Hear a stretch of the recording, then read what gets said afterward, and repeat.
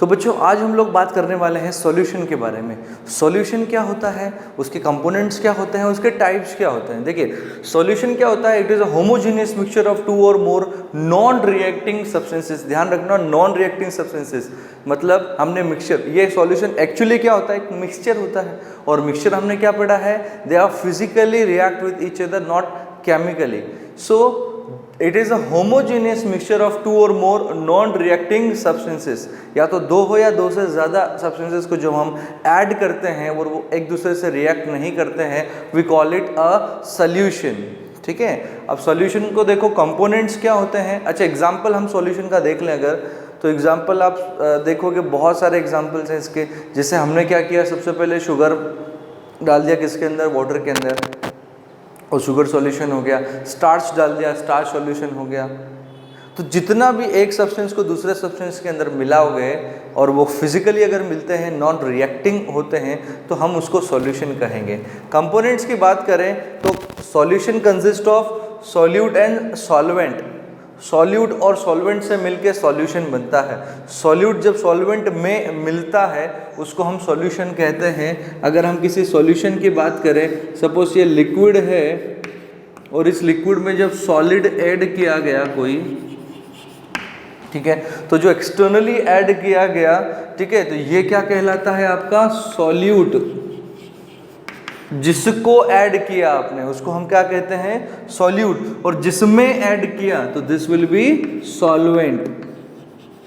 तो ये हो गया सॉल्यूट और ये हो गया सॉल्वेंट। अब जैसे ही ये दोनों मिक्स हुए, जैसे अलग अलग थे, ये ऐड होने से पहले सॉल्यूट था, ये ऐड होने से पहले सॉल्वेंट था। अब जैसे ही ये दोनों मिक्स होंगे, अब ये क्या कहलाएगा, पूरा ये एक सॉल्यूशन कहलाएगा। ठीक है, ये क्या कहलाएगा, एक सॉल्यूशन।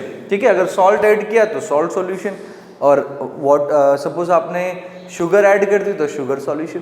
तो ये आपको ध्यान रखना है कि कंपोनेंट्स कितने होते हैं, सॉल्यूट और सॉल्वेंट।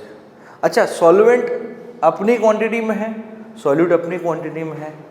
अब अगर हम सॉल्यूट की क्वांटिटी बढ़ाएं या कम करें तो क्या सॉल्यूशन पे कुछ असर पड़ेगा, ये चीज़ें हम अभी डिस्कस करेंगे। अब ध्यान रखना, जैसे एक छोटा सा एग्जांपल बताता हूँ। आपने सपोज एक पिंच आपने क्या डाल दिया, सॉल्ट डाल दिया या शुगर डाल दी वाटर के अंदर।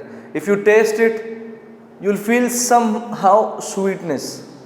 If you put 2 teaspoons of sugar you will feel somehow more sweetness than the previous one. अगर आप ऐसे ही ऐड करते रहे तो आपकी स्वीटनेस बढ़ती जा रही है। अब ये क्या हो रहा है, इसके बारे में हम चर्चा करेंगे। पहले हम टाइप्स ऑफ सॉल्यूशन देख लें। टाइप्स ऑफ सॉल्यूशन में हम देखेंगे, so there are 3 types of solution. Binary solution की बात करें, बाइनरी सॉल्यूशन क्या होता है, बाइनरी मतलब 2। ठीक है, इसका मतलब है 2 सॉल्यूशन जिसमें एक सॉल्यूट हो और एक सॉल्वेंट हो। दैट मस्ट बी 2 कंपोनेंट्स, उसको हम बाइनरी सॉल्यूशन कहते हैं। ठीक है, ध्यान रखना। इसके बाद हम जितनी भी चीज़ें पढ़ेंगे बाइनरी सॉल्यूशन के बारे में पढ़ेंगे। अब 3 टाइप्स ऑफ सॉल्यूशन क्या क्या होते हैं। पहला होता है सॉलिड सॉल्यूशन, दूसरा होता है लिक्विड सॉल्यूशन, और तीसरा होता है गैस सॉल्यूशन। और बहुत सिंपल है तीनों। जिसमें सॉल्वेंट अगर सॉलिड है, सॉल्वेंट क्या होता है, सॉल्यूट जिसको ऐड किया जाता है, और सॉल्वेंट जिसके अंदर ऐड किया जाता है।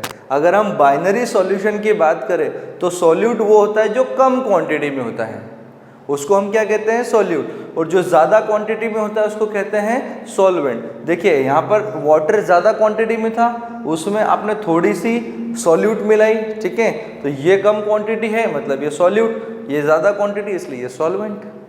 तो यहाँ पर अगर सॉलिड सॉल्वेंट है तो उसको हम सॉलिड सॉल्यूशन कहेंगे। मतलब अगर आप लिक्विड और गैस को सॉलिड में मिला रहे हो, ठीक है, आप बोलोगे सर ये ऐसे कैसे हो सकता है कि लिक्विड और सॉलिड एक दूसरे में मिल जाए। अरे भाई, जब आप रोटी बनाते समय उससे पहले जब बैटर बनाते हैं, आटा जो बनाते हैं, आटा गूंथते हैं, वो सॉलिड होता है। उसमें आप वाटर ऐड करते हो ना, या कि पानी में आप क्या करते हो, आटा डालते हो? नहीं ना, आप क्या करते हो, सॉलिड होता है आटा, उसमें थोड़ा सा पानी डाल के उसको मिलाते हो। तो जब सॉल्वेंट क्या हो, जब सॉल्वेंट सॉलिड हो उसको सॉलिड सॉल्यूशन कहेंगे। वहीं अगर सॉल्वेंट लिक्विड है, तो लिक्विड के तो बहुत एग्जांपल, लिक्विड में तो बहुत सारी, वाटर में कितनी सारी चीज़ें हमने घोल के रखी है। तो जब लिक्विड सॉल्वेंट हो अगर, तो लिक्विड सॉल्यूशन। और जब गैस सॉल्वेंट हो, आप बोलोगे सर गैस कैसे सॉल्वेंट हो गया? तो भाई सॉलिड और लिक्विड गैस में कैसे मिलते हैं? इसके एग्जाम्पल देखो आप, जो आपका धुआं होता है, स्मोक जो होता है, स्मोक क्या होता है, सॉलिड पार्टिकल्स होते हैं, और कहाँ सस्पेंडेड है, एयर में। एयर क्या है, गैस। तो ये सॉलिड इनटू गैस का एग्जांपल है, ठीक है। तो ये 3 टाइप है सॉल्यूशन के, जिसमें हमें ये पता चलता है कि जो भी सॉल्वेंट है उसके बेसिस पे हमने इसको बांट दिया है, ठीक है। चलिए, अब ये तो हो गया आपका सॉल्यूशन क्या होता है, कंपोनेंट्स क्या होते हैं, और टाइप्स ऑफ सॉल्यूशन क्या होता है। Now we will discuss about the concentration terms, ठीक है। जैसे मैंने अभी थोड़ी देर पहले आपसे क्वेश्चन छोड़ दिया था कि क्यों वो स्वीटनेस बढ़ती जा रही है, ठीक है, उसके बारे में हम डिस्कस करते हैं। Okay, let's talk about the concentration terms. First we need to understand the meaning of this concentration, particular this concentration. What is concentration? Concentration is the amount of solute which is being added or which is present with respect to total solution. Total solution जो आपका है उसके respect में आपका solute कितनी मात्रा में है. Solute is very important. We are adding solute in solvent. So if we have solute in less quantity, the solution is not that concentrated. If we have more quantity of solute, हम बोल देंगे कि ये solution जो है वो concentrated है. आपने बचपन में सुना होगा dilute acid और concentrated acid, ठीक है. तो concentrated acid में क्या होता है, एसिड की मात्रा ज्यादा होती है, वाटर की कम होती है. तो सॉल्यूट वहां पे क्या होता है, ज्यादा, सॉल्वेंट क्या होता है, कम. सो अगर ऐसा ही हो कि सॉल्यूट की जितनी मात्रा है हम उसको कंपेयर करें with respect to whole solution, वही क्या कहलाता है, कॉन्सेंट्रेशन कहलाता है, ठीक है. जैसे हम 2 एग्जांपल ले लें, ठीक है. हमने क्या किया, हमने दोनों बीकर में 100 ml वाटर ले लिया, दोनों ही बीकर में 100 ml वाटर ले लिया. आपका सॉल्वेंट सेम है. अब हमने एक बीकर में 50 ग्राम शुगर ऐड की, दूसरे में 100 ग्राम शुगर ऐड की. अब बहुत आसान सा क्वेश्चन है, आप बिल्कुल आसान से इसका आंसर दे सकते हो. मैं आपसे पूछूं कि इन दोनों में से ज़्यादा स्वीट कौन होगा, जब आप टेस्ट करोगे तो 50 ग्राम शुगर वाला होगा या 100 ग्राम शुगर वाला होगा, जल्दी से बताओ. 1 सेकंड में आंसर आ गया कि भैया 100 ग्राम वाला. क्यों, स्वीटनेस किसके कारण है, शुगर के कारण. शुगर क्या है, सॉल्यूट. सॉल्यूट की मात्रा ज़्यादा किस में है, इसमें है. तो आप इसको बोल सकते हो कि इन दिस सॉल्यूशन, सपोज इसको हम दे दें A और इसको दे दें B, तो in the solution B the amount of solute with respect to solution is more. समझ में आया, इसलिए हमको इससे ज्यादा स्वीट लगाइए. अच्छा, इसके कंपैरिजन में हम इसकी बात करें अगर, तो विद रिस्पेक्ट टू सॉल्यूशन, अच्छा देखना दोनों मिलके कितना हो गया, ये 100 प्लस 50 दोनों कितना हो गया, 150. अब इसको 100 ml की जगह 100 ग्राम ले लेते हैं, यूनिट सेम हो जाएगी. 100 ग्राम, वाटर को ग्राम में मेजर कर सकते हैं, बिल्कुल मेजर कर सकते हैं. तो 150 ग्राम हो गया ये, ठीक है. टोटल कितना हो गया, 150 ग्राम. ये कितना हो गया टोटल, 200 ग्राम, ठीक है. अब परसेंटेज कैसे निकालते थे अपन, आपको बचपन में याद है. आपके अगर टोटल 450 मार्क्स आए हैं, किसमें से, 500 में से. टोटल 500 मार्क्स थे, आपने स्कोर किया 450. आप कैसे परसेंटेज निकालते थे, 450 को डिवाइड करते थे 500 से और मल्टीप्लाई किससे करते थे, 100 से. परसेंटेज भाई 100 से निकलता है ना, ये सिंपल तरीका सा। 2 0 से 2 0 कैंसिल, 5 से कितने बार गया 9 और 0, आंसर क्या आ गया 90%। अब आपने परसेंटेज निकालना तो आता है आपको, उस क्लास से सीखा है आपने। यहाँ पे आप परसेंटेज निकालो कि कितना सॉल्यूशन ऐड किया है, तो आप बिल्कुल सीख जाओगे, सिंपल सा। बस इस परसेंटेज को ध्यान रखना। जैसे हम ए की बात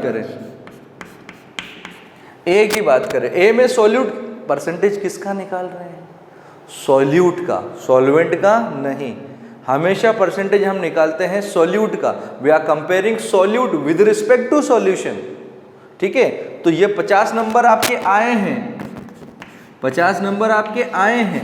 टोटल कितने थे 150, दोनों को ऐड किया। सॉल्यूशन की बात कर रहा हूं मैं, ये सॉल्वेंट है, ये सॉल्यूट है, दोनों मिलके क्या बनाएंगे, सॉल्यूशन बनाएंगे। तो मुझे सॉल्यूशन के रिस्पेक्ट में देखना है, तो 50 डिवाइडेड बाय 150 इंटू 100, ठीक है।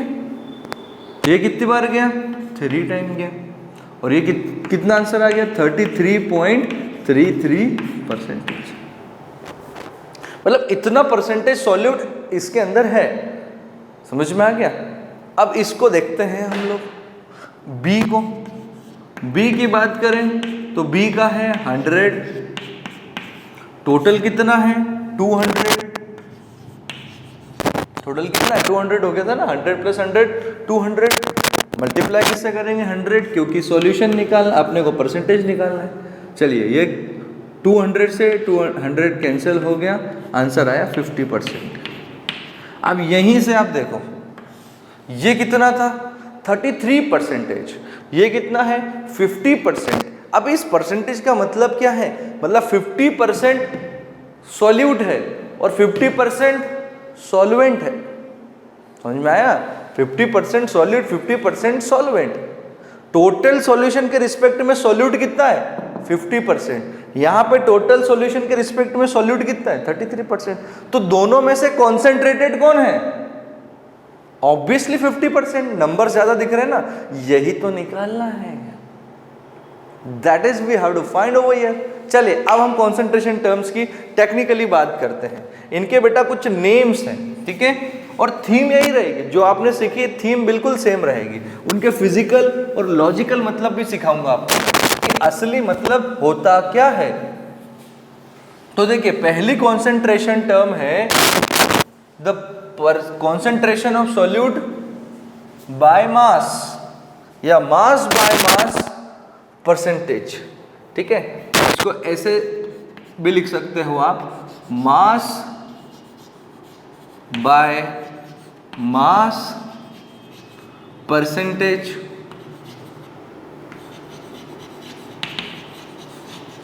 Of solute.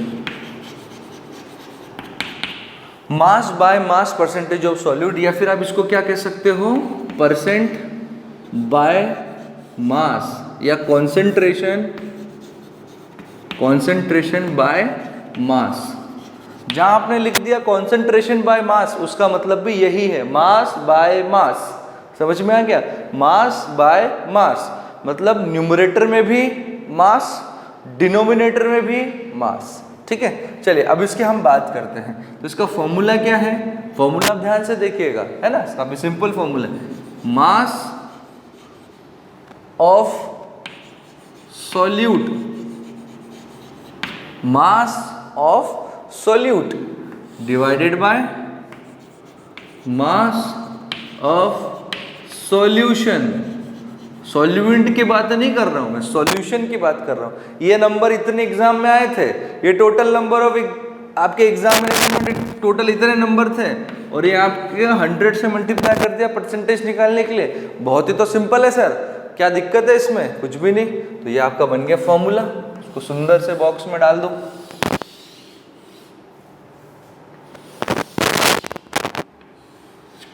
ये बन गया आपका formula, mass of solute divided by mass of solution into 100। अब मास जो है वो क्या होता है बेटा, जो आप जिसको वेट बोल के, है ना, गलत बोलते हो आप। वेट और मास दोनों अलग अलग है, ये अभी 9th क्लास में फिजिक्स में सीख जाओगे। मास का मतलब जो केजी में निकले, ग्राम में निकले, समझ में आया? वो वेट न्यूटन में निकलता है, फोर्स होता है। तो मास आप किस में ले सकते हो? मास आप ग्राम में भी ले सकते हो, किलोग्राम में भी ले सकते हो। पर जब बात लेबोरेटरी की आती है, ठीक है, तो हम लेबोरेटरी में जब बात करते हैं तो थोड़ी कम क्वांटिटीज आती है। तो आप जनरली आपको जितने भी क्वेश्चन मिलेंगे सब ग्राम में मिलेंगे, ठीक है, ध्यान रखना। तो अभी हम क्या, कौन सी यूनिट प्रेफर करेंगे? ग्राम। ओके, तो मास कौन सा होगा? ग्राम में, दोनों। तो जब आपका गिवन कैसा हो, न्यूमरेटर भी मास हो, डिनोमिनेटर भी मास हो, तो उसको कैसे पढ़ेंगे? मास बाय मास परसेंटेज, ठीक है, मास by mass percentage of solute. Solute का परसेंटेज निकाल रहे हो, सॉल्यूट ने कितने नंबर लेके आया है, एग्जाम में पास हुआ है, फेल हुआ है, ये तो पता चलेगा ना। समझ में आया? तो ये कॉन्सेंट्रेशन है, ठीक है। जैसे अब हम एक क्वेश्चन की बात करें कि हमने क्या किया, हमने suppose 20 gram of sugar add की, किसके अंदर? 60 ग्राम ऑफ वाटर, ठीक है। क्या ऐड किया? 20 ग्राम ऑफ शुगर ऐड की 60 ग्राम ऑफ वाटर में। आपसे क्वेश्चन पूछा जा रहा है, what is concentration of solute. आपको स्पेसिफाई करेंगे वो concentration of solute by mass, ठीक है। आपको या तो स्पेसिफाई ऐसा किया जाएगा या बोला जाएगा what is the concentration, what is the mass by mass concentration of solute, ठीक है। दोनों चीजों में से कुछ भी, बाय मास, मास बाय मास दिख गया, इसका मतलब हमको यही फॉर्मूला लगाना है। अब चीजों आप डिटेल्स में आओ, क्या दिया हुआ है? शुगर को ऐड किया है किसके अंदर? वाटर के अंदर, ठीक है। 20 ग्राम ऑफ शुगर, या लिखना भूल गए हम, is added to water, is added to 60 gram of water. 20 gram sugar थी, 60 ग्राम वाटर में ऐड किया, तो बताओ कॉन्सेंट्रेशन कितना था? चलो भाई, यहाँ पे सॉल्यूट कितना है, मास ऑफ सॉल्यूट कितना है? यहाँ पे मास ऑफ सॉल्यूट, सॉल्यूट क्या होगा? शुगर, तो साफ बोल दिया हमने 20 ग्राम। 20 ग्राम शुगर है सर, 20 ग्राम सॉल्यूट हो गया। चलिए, सॉल्वेंट कितना हो गया आपका? मास ऑफ सॉल्वेंट कितना हो गया? मास ऑफ सॉल्वेंट कितना हो गया सर? 60 ग्राम। तो सॉल्यूशन क्या होता है? सॉल्यूशन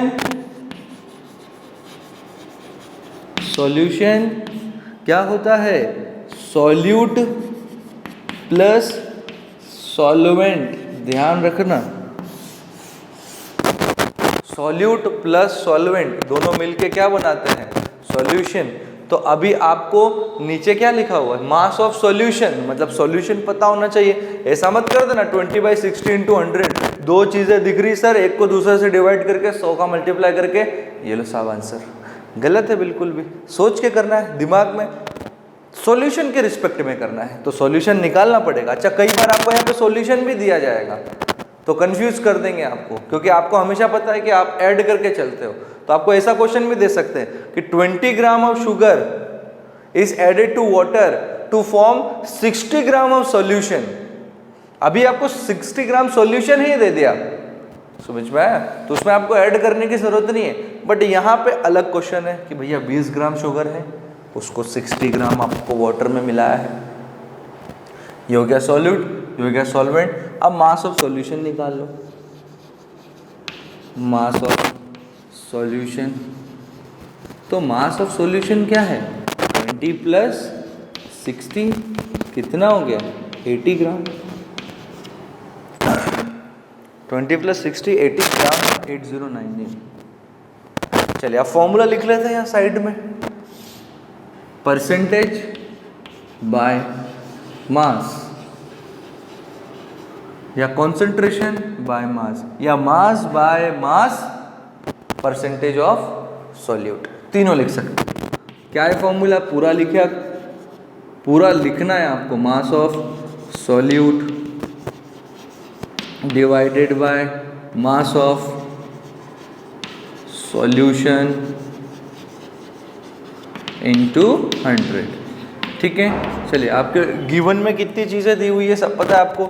मास ऑफ सॉल्यूट कितनी है सर 20 है। मास ऑफ सॉल्यूशन कितना है सर 80 है। इनटू क्या करना है 100 करना है। चलिए 20 से कितनी बार गया ये 4 टाइम्स गया, और 4 से कितनी बार गया ये 25 टाइम्स। अरे 20 से ये 4 टाइम गया, 4 से कितनी बार चला गया 25, तो परसेंटेज कितना निकला है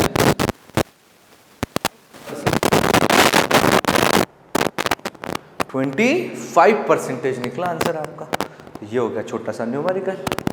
ऐसे ही न्यूमेरिकल आएंगे आपको, आपसे पूछा जाएगा कि भैया 30 ग्राम शुगर को ऐड किया है 360 ग्राम, मतलब कुछ भी दे देगा आपको टेंशन नहीं लेना है, आपको सिर्फ ध्यान देना है सॉल्यूट कितना है भाई साहब, सॉल्यूशन कितना है। अगर सॉल्यूशन नहीं दिया तो सॉल्वेंट दिया होगा उसने, तो सॉल्यूट और सॉल्वेंट को मिलाएंगे, मिलेगा सॉल्यूशन, मल्टीप्लाई करना 100 से। आपको बस थोड़ा सा एक मैथमेटिकल ऑपरेशन लगाना है और आंसर आ जाएगा। अब इसका मतलब समझते हैं हम, ये जो 25% निकला इसका मतलब समझते हैं। इसको मैं इधर रब कर रहा हूँ, ठीक है। इस 25% का मतलब क्या है बेटा, वो समझना बहुत ज़रूरी है कि सर 25 तो निकल गया हमारा। देखिए 25% बाय मास का मतलब क्या है। सपोज आपका 100 ग्राम का कोई सॉल्यूशन है, मान लिया कि 100 ग्राम का कोई सॉल्यूशन है। अब उस 100 ग्राम सॉल्यूशन में से 25% क्या है, 25% क्या है शुगर, 25% नहीं सॉरी 25 ग्राम क्या है शुगर। अब बचा कितना, 100 में से 25 माइनस करोगे तो कितना बचेगा 75 ग्राम। तो 75 ग्राम क्या हो गया वाटर हो गया। मतलब आप सीधे पता लगा सकते हो, अगर आपको दे दिया जाए परसेंटेज ये है और आपको टोटल नंबर ऑफ सॉल्यूशन दे दिया जाए तो आप इजीली पता लगा सकते हो भैया इसमें सॉल्यूट कितना है और सॉल्वेंट कितना है। तो हमने मान लिया कि अगर 100 ग्राम हमारा सॉल्यूशन है, 100 ग्राम अगर सॉल्यूशन है तो 25% बाय मास का मतलब होता है 25 ग्राम आपका शुगर टू 75 ग्राम आपका वाटर। समझ में आ गया, क्लियर है। अच्छा 50 ग्राम का मतलब क्या है, 50% सपोज हम करें बात कि 50%, जैसे हमने पिछले एग्जाम्पल में देखा था 50% कब निकला था, जब आपने 100 ग्राम शुगर ली और 100 ग्राम क्या ली वाटर, मतलब दोनों 50-50 है ना, देखो सेम है 50-50 है दोनों। तो यही बात है ना कि 100 ग्राम और 100 ग्राम। अच्छा ये 50 से अगर बढ़ जाए, सपोज 70 हो जाए, तो 70% क्या हो जाएगा सॉल्यूट और 30% क्या हो जाएगा सॉल्वेंट। और अगर हम बढ़ा दें, मतलब शुगर वाला एग्जांपल हम फिर से लेते हैं कि हमने क्या किया, हमने 1 चम्मच शुगर डाली तो स्वीट लगा, 2 डाल दिया थोड़ा ज़्यादा लग गया। हमने 1 कप शुगर डाल दी, पानी अभी इतना ही है अपना, एक ग्लास ऑफ वाटर है उसमें डाल रहे हैं सब कुछ, 1 कप शुगर डाल दी, घोल दिया घुल गया, 1 कप और डाल दिया थोड़ा और घुल गया। अच्छा एक लिमिट ऐसी आएगी बेटा, जब आप सॉल्यूट को डालते जा रहे हो घुलते जा रहा है, डालते जा रहे हो घुलते जा रहा है, डालते जा रहे हो घुलते जा रहा है, one limit has reached that no more quantity of solute can be added। मतलब थोड़ी देर के बाद सॉल्यूट जो है वो घुलना बंद हो जाएगा, तो फिर क्या हो गया, वो सॉलिड स्टेट में रहने लग जाएगा। तो ऐसा जब सॉल्यूशन होता है तो सॉल्यूशन को हम कहते हैं कि सॉल्यूशन जो है वो सैचुरेशन पे पहुंच चुका है। सॉल्यूशन जो है कहां पहुंच चुका है, सैचुरेशन पे। और इस टाइप के सॉल्यूशन को हम कहते हैं सैचुरेटेड सॉल्यूशन। ठीक है, क्या कहते हैं, saturated solution. So what is a saturated solution? Saturated solution is the solution in which no more quantity of solute can be further added. मतलब ऐड करोगे तो वो ऐड होगा ही नहीं, वो वैसा का वैसा ही रह जाएगा सॉल्यूशन में, क्योंकि आपने उसकी लिमिट को पार कर दिया है। ठीक है, तो उसको क्या कहते हैं, सैचुरेटेड सॉल्यूशन। तो अगर कहीं पे आए सैचुरेटेड सॉल्यूशन तो दिमाग में याद रखना कि सॉल्यूट की मात्रा इतनी ज़्यादा हो जाती है कि वो अब ऐड ही नहीं होता, ठीक है, तो उसको क्या कहते हैं, सैचुरेटेड सॉल्यूशन। और अनसैचुरेटेड जिसके अंदर हम ऐड कर सकते हैं। समझ में आ गया, क्लियर है। तो ये कॉन्सेंट्रेशन टर्म थी हमारी कौन सी, बाय मास, ठीक है। नेक्स्ट इसके बाद देखेंगे हम concentration of solute by volume या volume by volume percentage. Mass by mass का मतलब न्यूमरेटर में भी मास, डिनोमिनेटर में भी मास, ठीक है। चलिए सेकंड जो हमारा कॉन्सेंट्रेशन टर्म है वो है वॉल्यूम बाय वॉल्यूम कॉन्सेंट्रेशन, ठीक है, या फिर हम कह सकते हैं concentration of solute by volume, है ना। तो इसको हम अब सिंपली ऐसा लिखेंगे, percentage by volume, percentage of solution मतलब solute, sorry, percentage of solute by volume. चलिए क्या होगा, वॉल्यूम बाय वॉल्यूम भी बोल सकते हैं इसको, बाय वॉल्यूम भी बोल सकते हैं। तो पिछली बार क्या था आपका, मास बाय मास, इस बार क्या होगा, वॉल्यूम बाय वॉल्यूम।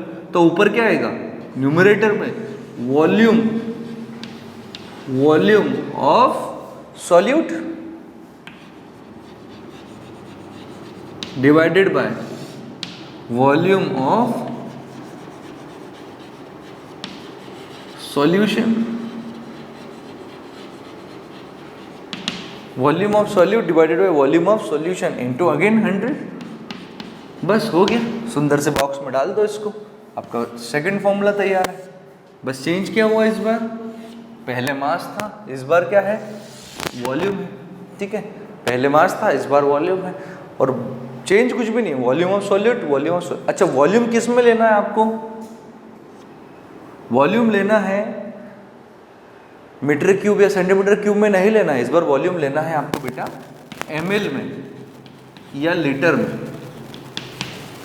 ml में या फिर लीटर में। तो अभी हम कौन सा प्रीफर करेंगे, ml प्रीफर करेंगे, ठीक है। चलिए अब इसको समझते हैं हम, सेम जैसा पीछे था बिल्कुल वैसा ही है, इस बार बस ml की जगह, ग्राम की जगह क्या आ जाएगा, ml आ जाएगा, बस बात खत्म। चलिए अगर हम बात करें suppose 35% by mass, sorry by volume, हमने बोल दिया भैया कॉन्सेंट्रेशन है आपका 30% बाय वॉल्यूम। तो 30% बाय वॉल्यूम का मतलब क्या है, अगर इसका मतलब हम समझ गए, ये फॉर्मूला तो हमको आता है, करते सॉल्व कर लेंगे सर। अगर सपोज 100 ml आपका टोटल सॉल्यूशन है, उसमें से 35%, उसमें से 35% क्या हो जाएगा, मतलब 35 ml, 100 में से 35 ml क्या रह जाएगा आपका, सॉल्यूट, और 65 ml, 65 ml क्या होगा, सॉल्वेंट। तो दोनों जब मिलेंगे तब जाके क्या बनाएंगे, सॉल्यूशन, सॉल्यूट प्लस सॉल्वेंट क्या मिलके बनाएंगे, सॉल्यूशन। अच्छा अगर आपको दे दिया जाए कि 35% bye volume of 350 ml of solution, मतलब आपका सॉल्यूशन कितना है, टोटल 350 ml है, ठीक है, सॉल्यूशन आपका कितना है 350 ml है, और आपसे बोला जा रहा है वो 35% है। तो कैसे निकालते हैं परसेंटेज, देखिए, तो आप क्या बोलोगे, इस 350 का 35%,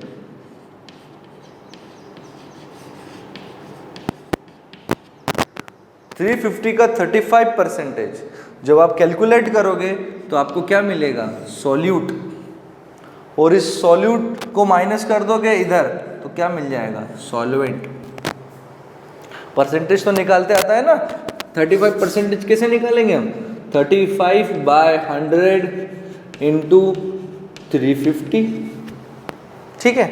तो हमने क्या किया, 0 से 0 कैंसिल कर दिया और 35 इंटू 35 कर दिया, और डिवाइडेड बाय क्या हो गया आपका 10, ठीक है। तो जब इसको सॉल्व करोगे आप, इसको सॉल्व करके क्या निकलेगा आपका, सॉल्यूट निकलेगा, उसमें से माइनस कर दोगे तो सॉल्वेंट निकल आएगा। तो यही आपका तरीका होता है निकालने का। अगर आपको क्वेश्चन दे दिया जाए कि 100 ml of suppose acetone, 100 ml of acetone is added to 150 ml of water। मतलब आपको क्या ऐड किया आपने, 100 ml एसीटोन ऐड किया किसके अंदर, 150 ml ऑफ वाटर। तो देखिए क्या हो जाएगा इसका परसेंटेज, कैसे निकालते हैं हम लोग, mass of volume of solute divided by volume of solution into 100। चलिए अब सॉल्यूट कितना है, 100 लिख दिया। सॉल्यूशन कितना हो जाएगा, 100 प्लस 150 तो कितना आ जाएगा 250, इंटू क्या कर दिया हमने 100 कर दिया, है ना। चलिए 0 से 0 कैंसिल, 25 से कितनी बार गया 4 टाइम, 4 इंटू 10 कितना हो गया 40, तो आंसर क्या आ गया 40%। क्लियर है, इस तरीके से हम इसके न्यूमेरिकल सॉल्व कर सकते हैं। ठीक है, समझ में आ गया। अब इसमें रिस्ट्रिक्शन क्या है कि लिक्विड को लिक्विड में ऐड करना पड़ेगा तब ना जाके वॉल्यूम निकलेगा। तो हमको कोई ऐसी टर्म चाहिए जिसके अंदर किसी सॉलिड को किसी लिक्विड में अगर हम ऐड करें तो भी हमको प्रॉब्लम ना आए कॉन्सेंट्रेशन निकालने में, तो वो है हम उसको भी कर सकते हैं। ठीक है, तो नेक्स्ट आपका कॉन्सेंट्रेशन टर्म है third, concentration by mass by volume. इसको कट कर देना इससे पहले वाला, ठीक है, जहाँ पे अपन ने न्यूमेरिकल ख़त्म किया था ये वाला, यहाँ से कट कर देना।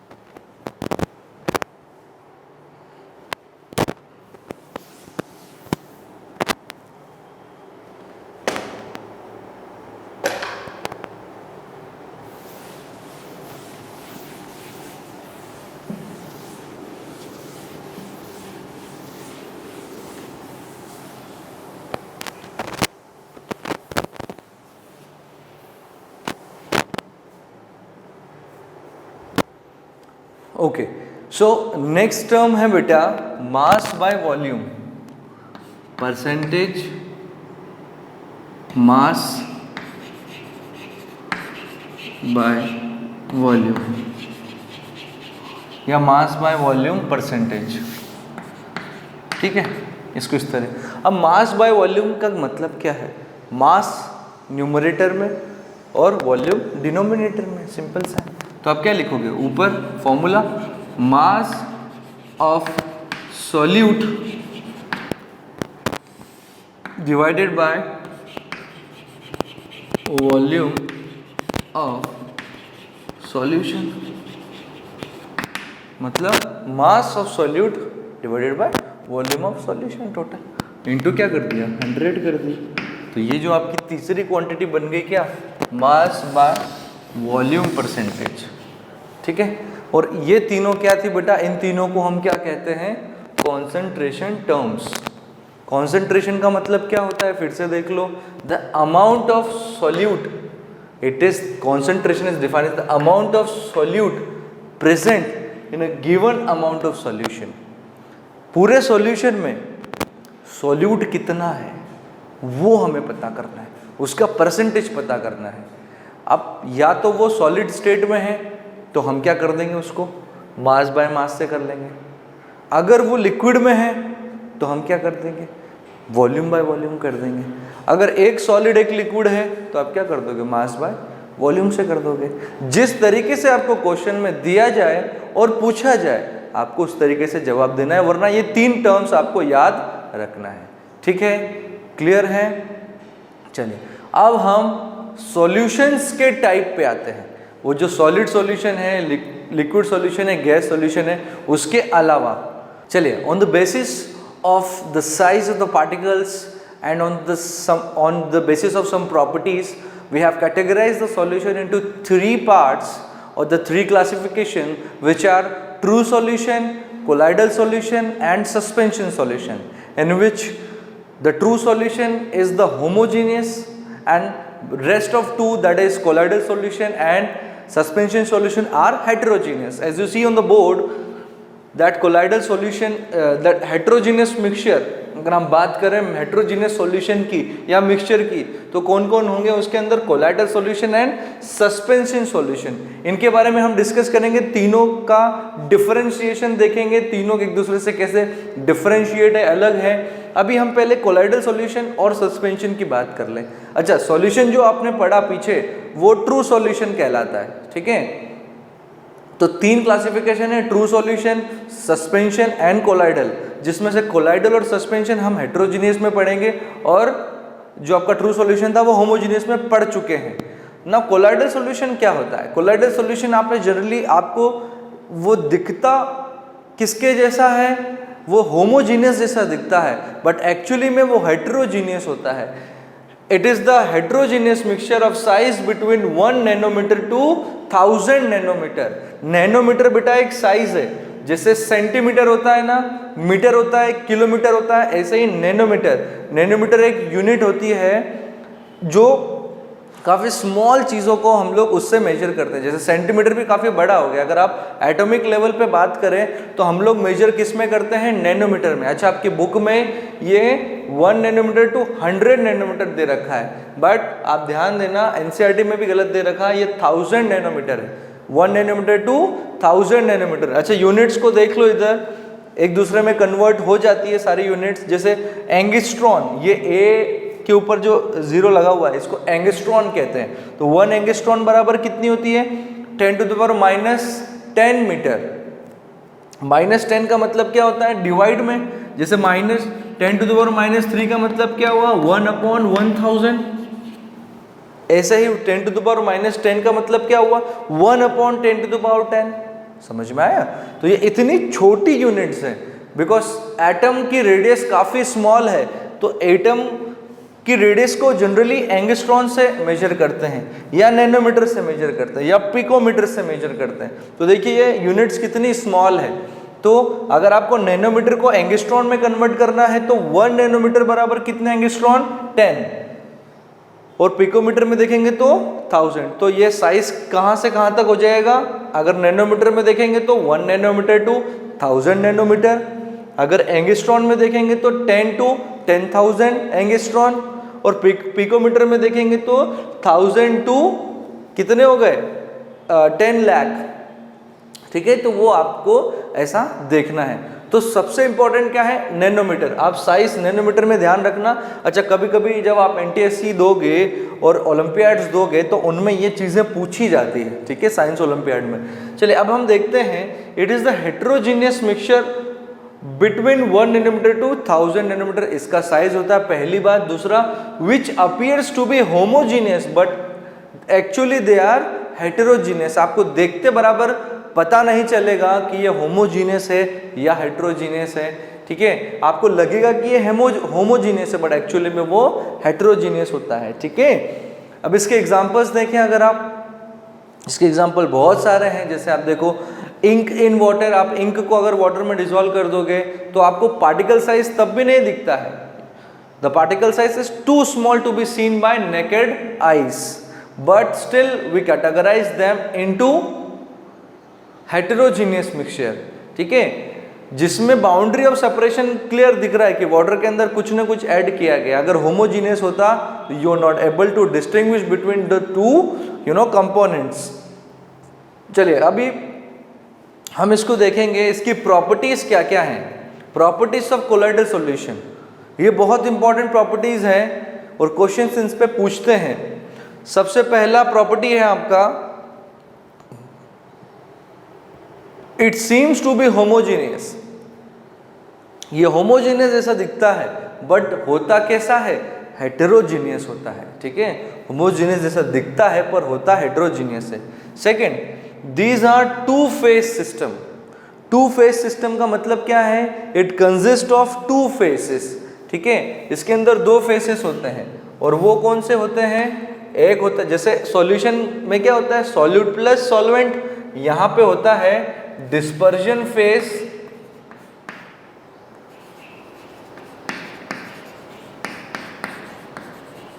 एंड दूसरा होता है डिस्पर्शन मीडियम।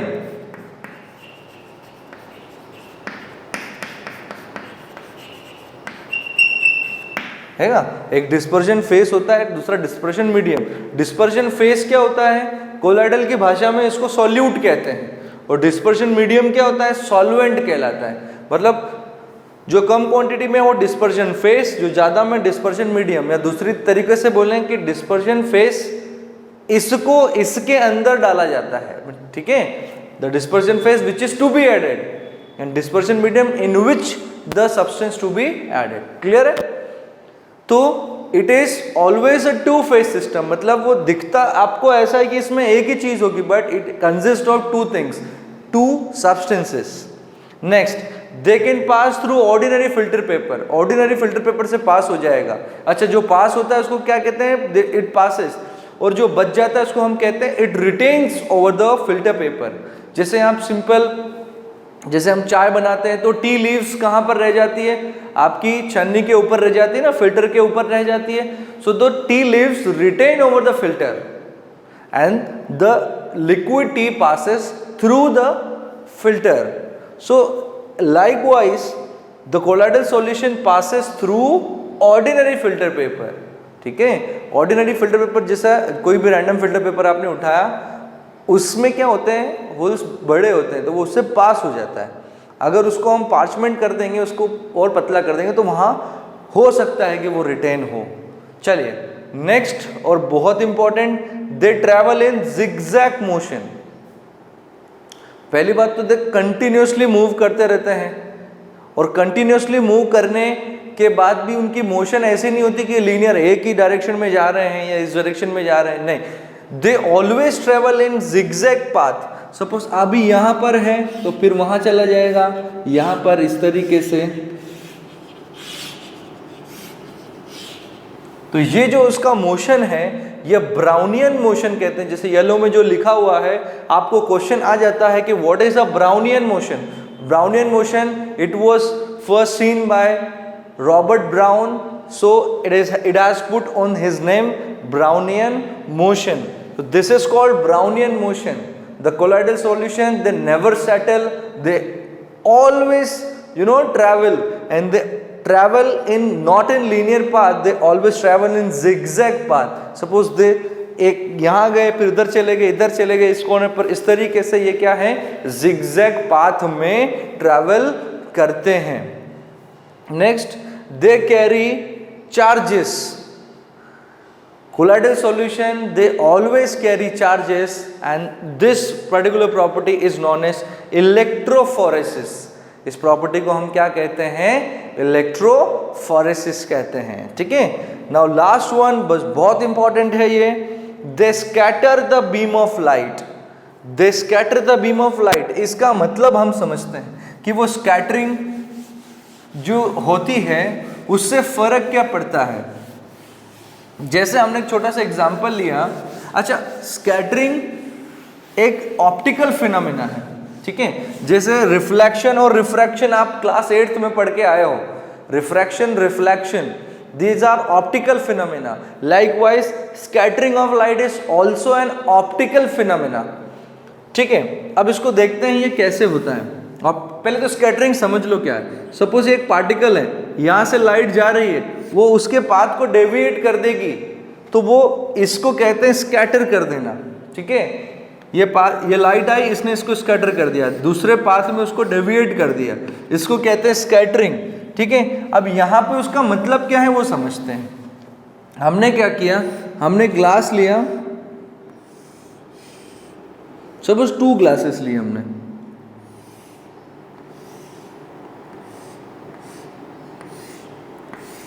अब एक के अंदर हमने लिया है ट्रू सॉल्यूशन, दूसरे के अंदर लिया हमने कोलाइडल सॉल्यूशन।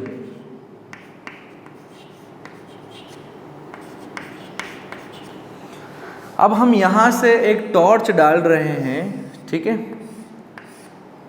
यहां से हमने एक टॉर्च डाली।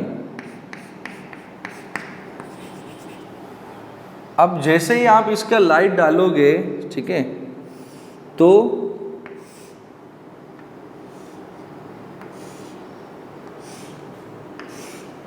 अगर वो स्ट्रेट लाइन में ट्रेवल कर रही है लाइट, तो you will see the illumination.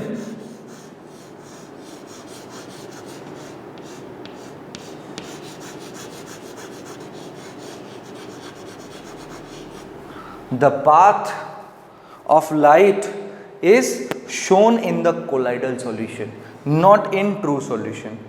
जैसे ही आपने टॉर्च को ऐसे रखा और दो ग्लास रखे, एक के अंदर कोलाइडल एक के अंदर ट्रू सॉल्यूशन, तो ट्रू सॉल्यूशन के अंदर लाइट नहीं दिखेगी, बट कोलाइडल सॉल्यूशन की लाइट जाते हुए दिखेगी, उसका पाथ दिखेगा जाते हुए। आपको समझ में आया?